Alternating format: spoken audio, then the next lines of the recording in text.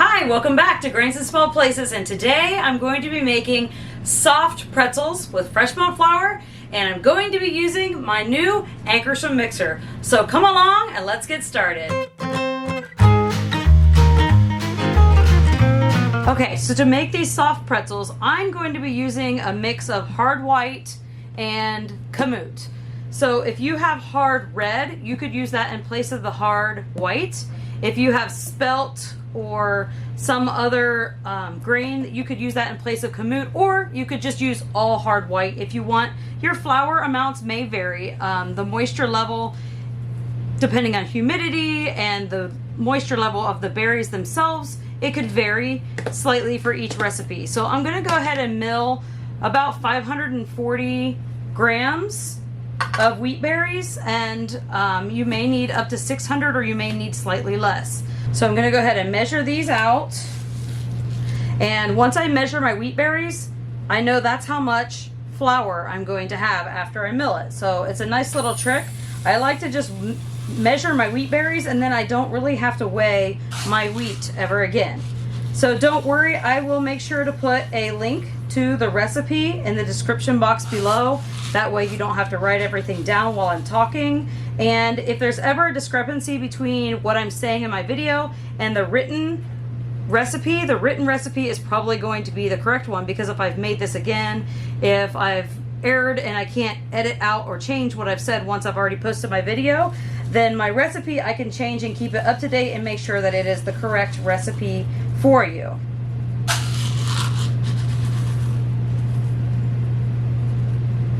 So I'm looking to do, I don't know, about 360 grams of the hard white wheat. And I love these containers. I will make sure to put a link below in the description box. I've had many of you asking where I get them and how you can get some, and they're pretty inexpensive. I'll put it in the description box below. Okay.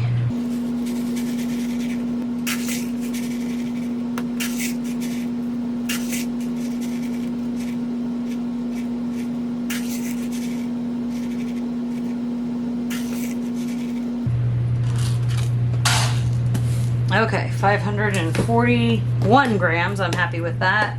Again, I may need to mill more. I'll just check the texture of the dough when I get there. That's how I know if I've got enough flour or water ratio. So I just wanted to show you real quick the fun things about these grains. And you can see the difference. We have the kamut up here, and it is longer and more golden, a little bit bigger. And then this is the hard white wheat. So I do have a video that goes over a lot of the different wheat varieties that tells you, you know, what I use them for, what they look like, all of those things. And I will try to put a link to that video if you're interested in learning about some of the common wheat grain varieties out there. So let's go ahead and head over to my mill. And I've had people asking about my mill. I have the Nutrimill Harvest. I have a review video also for that if you're interested in taking a look at that.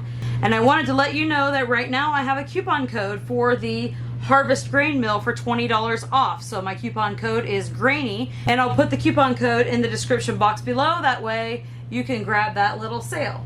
Okay, so while we're milling that flour, I'm going to go ahead and warm up my water. I'm just going to do about a cup and a half or 350-ish grams of water. I'm going to put it in the microwave for about a minute to a minute and 30 seconds. That way it's nice and warm and ready for when our flour is ready.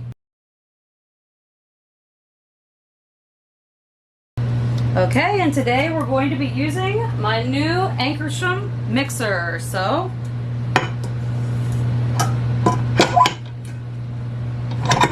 slide that on there, and I'm going to be trying out the dough hook with you guys for the first time, so I'm kind of excited about that.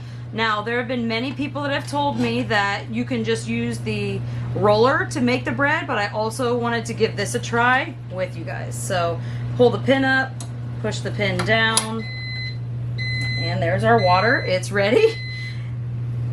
So I can move this like this and just adjust this if I need to put this in further or put it out further.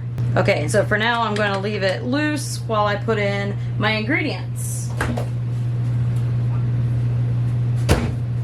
So I've got a nice warm water here, almost too hot to put my fingers in, but not so hot that I can't leave my fingers in. And I'm gonna go ahead and pour that straight into the bowl. Okay, and I'm gonna put about 2 teaspoons of salt in the dough. And I'm going to set my measuring spoon in front of my mixer. That way I know I haven't put the yeast in. That is my reminder so that I don't accidentally forget that. I'm gonna put in 2 tablespoons of room temperature or softened butter. And if you remember our good friend, this barley malt syrup that we bought together to make our bagels,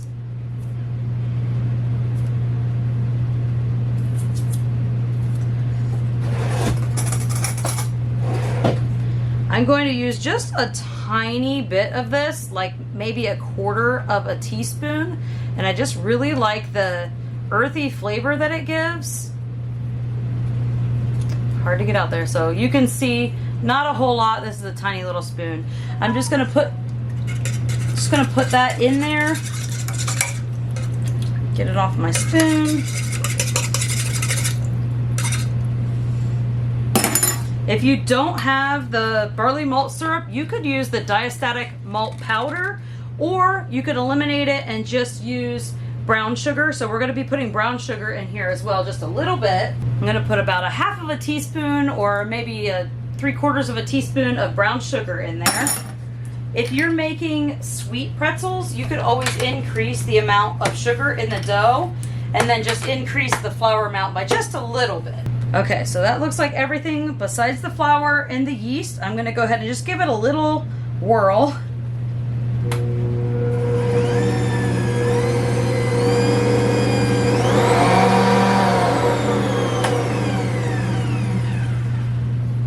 Okay, and I'm okay with the butter not being completely melted in there. So here is our fresh milled flour. Remember, here I did mostly hard white wheat with some kamut.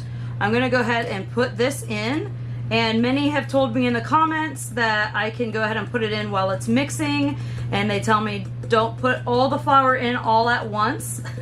I do realize that that is the normal, and for you I do recommend to leave a little bit out, and then also you may need to add more, you may need a little bit less. So I'm gonna go with this, but because I know the texture of the dough that I'm looking for, I'm okay with dumping it all in and having to add either a little more flour or a little more water, no problem. And I will make sure to update whatever we decide to do in that recipe in the description box below. So let's go ahead and get the flour mixed in.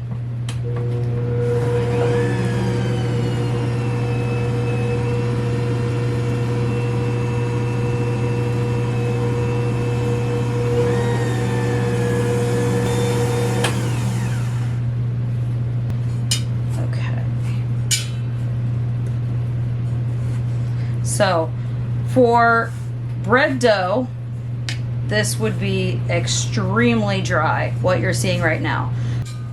For soft pretzel dough, we do want a denser dough, but I can tell you right now, this does appear to need just a little bit more of the water. So I'm just going to put a little bit in at a time.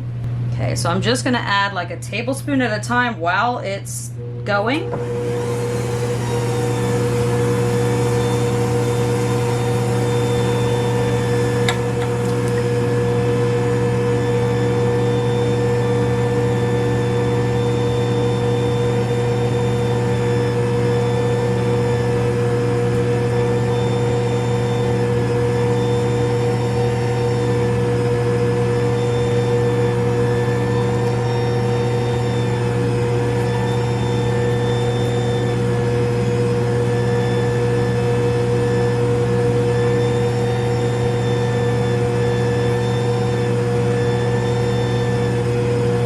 Okay, I'm really liking that texture, so I only added, I would say, about 1/8 of a cup or so more of water to get this.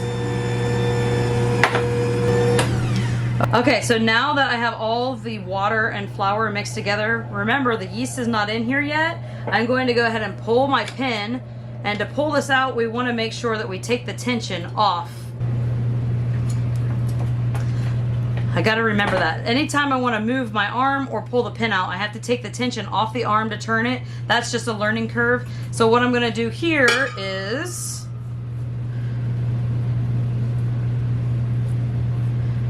just gonna turn this, rotate it 90 degrees so that I can put the lid on that came with this. So I'm gonna put this lid on and I'm gonna let this sit for at least 15 minutes to let the flour start absorbing the water, and then we'll come back, we'll put the yeast in, and then we'll start our kneading process. So I'll be back in about 15 minutes. Okay, it's been about 15 minutes of letting this all absorb together. I'm gonna just set the lid here to the side, and I'm gonna put the kneading hook back in. Pull this over and drop the pin down. Okay. I can already see it's nice and starting to want to stretch. So we're going to add our instant yeast to this. If you are using active dry yeast, you could try dumping it right in here at this point in time, but what I would actually recommend is to take a little bit of the water from the beginning of the recipe and a tiny bit of that brown sugar, and then when we just now did that 15-minute rest, that's when you would pour the little bit of water, the active dry yeast, and the tiny bit of brown sugar in there, mix it around, and then by this time, that 15 minutes, 10-15 minutes, it should start to foam. If it's foamy, you're good to go. Dump it in right now, and then we will continue the recipe the same way. If it's not foamy, that's how you know that there is something wrong with your yeast, and it's probably not going to give you a rise. So now this is our reminder that we haven't put our yeast in yet. I'm going to use 1.5 teaspoons of, again, this is instant yeast, and I'm going to go ahead and turn it on and start mixing on low, and then I'll probably turn it up to level 2.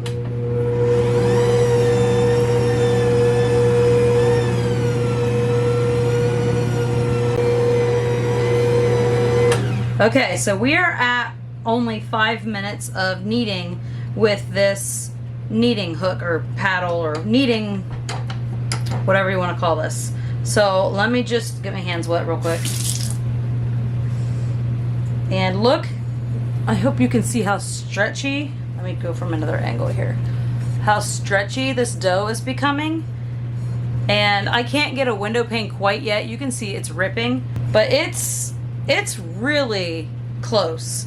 So I'm kind of impressed a little bit with this kneading hook, because I hear a lot of people say that it's not necessary and they really like the roller paddle that goes in here. But so far what I'm seeing, this is making just a tender, beautiful, lovely, stretchy dough. So, and this is only one batch to make. I think we're probably going to get about 12 pretzels or so out of this. So this isn't like this is a giant batch or anything like that. So I'm going to go ahead and keep kneading, and I will let you know how long it ends up taking.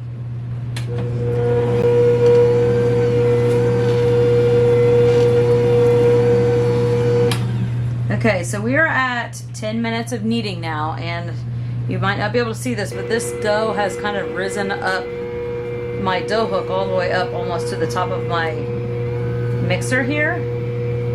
So I'm going to pull that down off the top there. You can see the dough is getting very stretchy and smooth.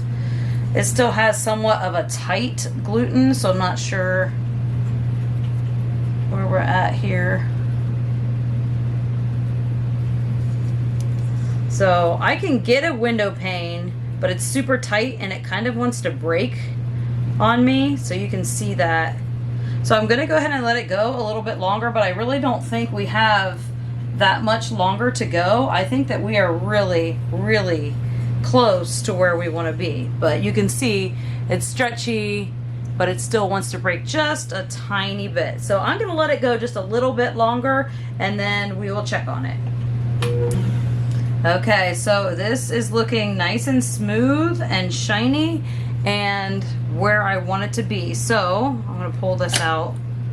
It did ride up here again. I don't know if you can see at the top of this. And I went ahead and I let it, because as it was riding up, it was also mixing and kneading the dough all the way even up to here. And then I realized that was kind of it coming together. So let me get my hands wet. See what we got here. So we have a nice, stretchy, beautiful window pane without any breakage. So that is exactly what I'm looking for. I'm gonna go ahead and pull this out. Look at that, it came out nice and smooth.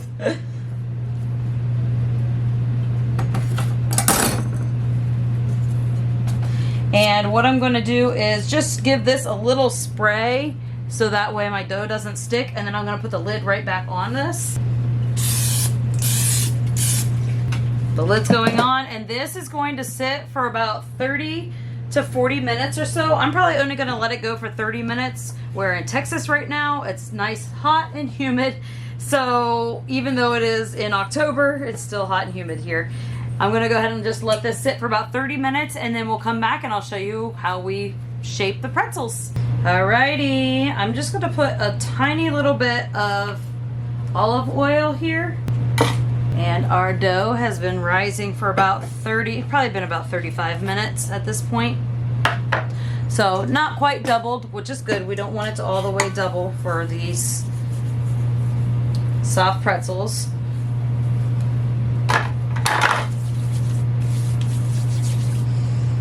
All right, I'm just going to pull my dough out.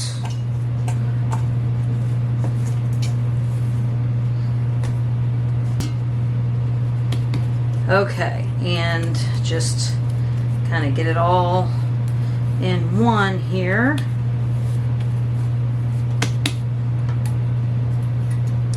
I think I should get about 12 pretzels out of this. So I'm going to go ahead and divide it into 12 pieces. You could, of course, weigh these if you want to make sure that they are even.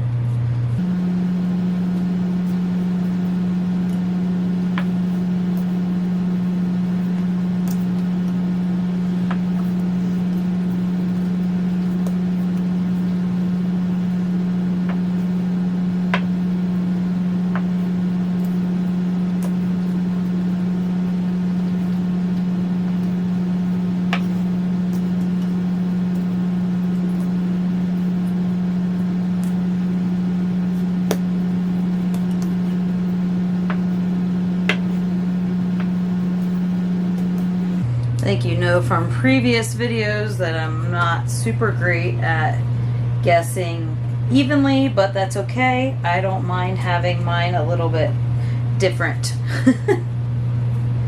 Okay, so I've got my 12 pieces here. Like this one here looks a little big. This one looks a little small. So that's how I do it. All right, so what we're gonna do is just roll these each into little cylinders. And then after I roll them into cylinders, I gotta let them sit for a little bit. So I'm just gonna kind of start here, roll them into cylinders, and then by the time I get back to the first one, then we should be ready to roll them all the way out. So let's go ahead and roll these into our little small cylinders. And while I'm doing this, I'm just popping out some of the large air bubbles that I'm coming across. So like this one's really huge. This one I noticed when I was rolling out was really small. They don't have to be perfect at this point. Okay, so while those sit, go ahead and get 2 baking sheets and line them with parchment paper. So I've got 1, 2, and we're going to set this. Let me move this over here. Okay, so what I'm going to want to do is start with my farthest away one, but I'm going to go ahead and take these and just put them on my second tray while I'm not working with them so I can get them out of my way. Okay, so I want to roll this out pretty thin. And if you go to roll these out and they just keep shrinking a lot back at you, that just means that they need to sit a little bit longer and they're not ready to be rolled out. So you can see how I pull this and it pulls back in. It's not quite ready to be rolled out. So what you can do is just kind of continue to roll with it, let it sit, go to another one, and then come back to it. Or you can just let these sit for 10 minutes or so and they should be ready to go. So I'm looking for rolling them out about maybe 24 inches or so. They're going to be give and take, and they're not going to be perfect. So 24 inches, and then we want the ends to be thinner than the middle. So there's a little air bubble in there. I'm just going to pop that, and it's going to start rolling from the center and then come out. And as I come out, I want to make sure that I kind of taper those ends. Okay. So I'm going to guess this is about 18 inches, 24 inches or so. Okay, so here's the magic now. We're going to lift it up, and we're going to basically, it's going to turn and then turn. So we have two twists here. And then this is going to end up coming down here. And we're going to give this a little push because we want these to stick together. Otherwise, when we boil these, they're going to come apart. So we're going to give them a nice little squeeze, and then I'm just going to set it on the baking tray like so. I'm going to try to fit 6 on each tray, so we'll see how that goes. All right, same goes for here. Need to pop a few of these air bubbles. I can feel inside there.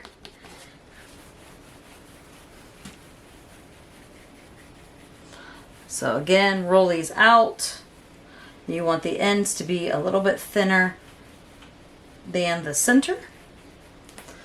Lift it up like we're making a U.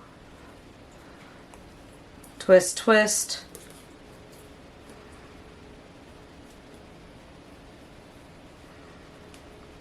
And then they come together. So aren't they cute? I'm going to continue this until we get all of them shaped.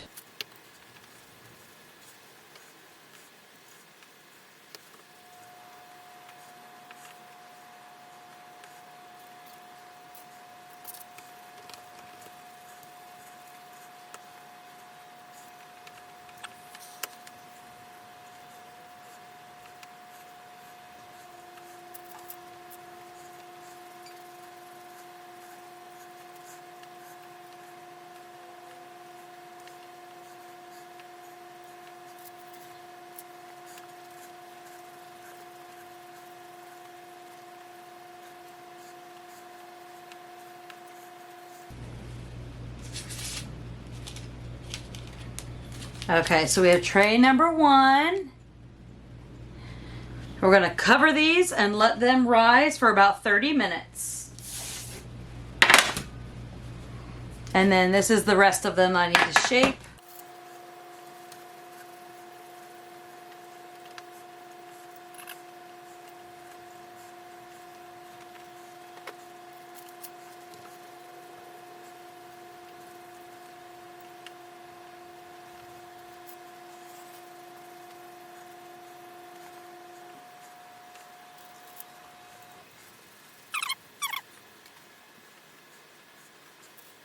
Alrighty, here's our second batch, and we're going to cover these both, let them rise at room temperature for 30 minutes, and then we're going to pop them in the fridge, because when we put them in the fridge, it helps to make this dough a little bit more firm, so when we go to boil it, it stays together a little better. So it's just a nice little tip when you're making these. So let me go ahead and cover these, and we'll let them sit for about 30 minutes, and we'll be back. Okay, so while those are chilling, I'm going to get my water boiling. So what I have here, I only have about 8 cups or a half a gallon of water in here because I only have this pan as my largest pan accessible to me. So the ratio is about a half a cup of baking soda to 1 gallon. So since I'm only doing a half a gallon, I'm going to do a 1/4 cup of baking soda in my water, which I may need to get a new bag. Okay. I want to use up the old stuff first. Okay, so I've got a 1/4 cup of baking soda, and I'm going to put this in my water and stir it around, and then I'm going to bring this all the way to a boil, and then once our soft pretzels are chilled, they'll be a little bit stiffer and easier to work with in here. We will be ready to go. So I'll bring you when everything's ready to go. Okay, so I have my first tray here. I'm gonna leave the other one in the refrigerator while we work with this tray a little bit. And I'm probably only gonna be able to get one at a time. You may, if you have a bigger pot, be able to use and do 2 at a time, but we do not want to overcrowd the pan. I'm going to use my little slotted spoon and just give this a stir. It's not boiling yet quite, but it's just about there. Okay, so you can see it's starting to boil here. We want this to be a gentle boil, not like a roaring boil where your pretzels fly out, but we're going to end up putting these in for about 10 seconds. Flip them 10 seconds and then put them back on our sheet pan, and then we're going to bake them. After we put them on our sheet pan, if you want to do salted pretzels, that is where, when they're wet from that, is where you would want to sprinkle just a little bit of your coarse pretzel salt on there. And if you want to make like the sweet cinnamon and sugar ones, then you're going to wait and you're going to put that on actually after they're done baking. All right, so I'm going to go ahead and put the first one in here.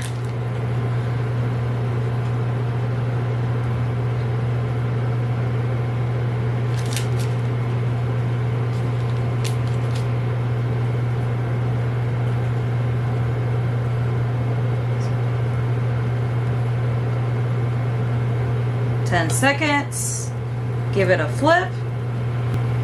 Alrighty, and then maybe easier to use tongs for you, whichever is easiest. I'm going to flip that back over to its original side. And this wasn't quite all the way boiling yet. The dough's letting me know that right now. Okay, hopefully I didn't ruin that.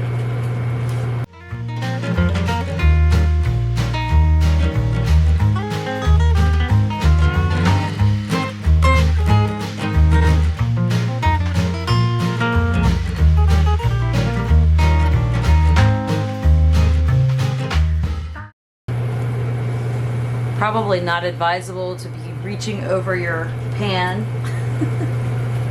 But because of my camera setup, it makes it really hard to be able to work with it otherwise for my space.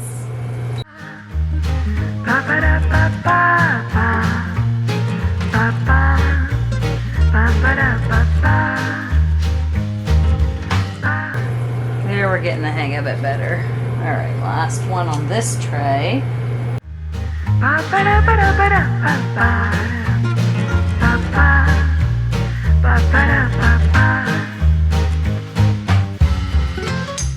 Okay, so now we have the coarse salt, and I'm just going to put this on here. It's easier to do if you do it while they're wet still, because it sticks better. And then we're going to bake these in our oven. These are going to bake at 400 degrees Fahrenheit for about 14 to 18 minutes. I'm going to move this way, see if we have any better luck. Okay. These are a little bit more firm, so hopefully we'll have better luck with those because they were in the fridge for longer.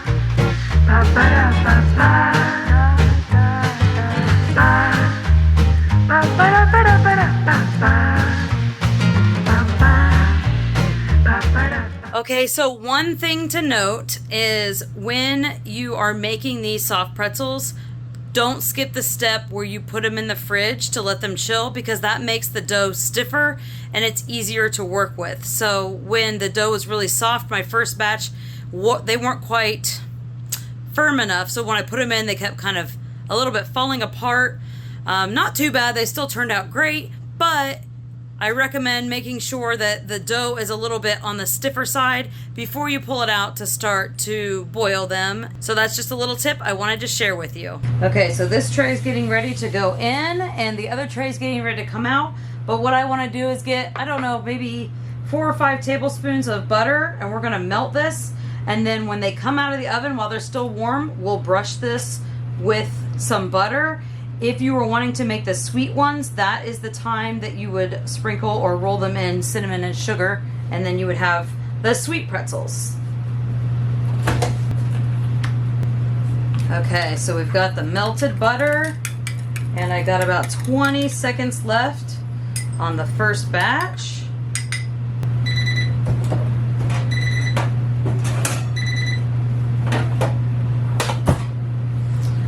Okay, here is our first batch, and the second batch is going in, and we're going to brush these with some melted butter.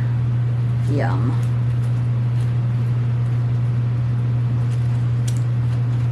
You don't want to skimp on this part. Okay, I'm going to set this to the side for when the next batch is ready, and then if it needs melted again, we can melt it again, but I'm going to let these cool just a little bit and then we can enjoy.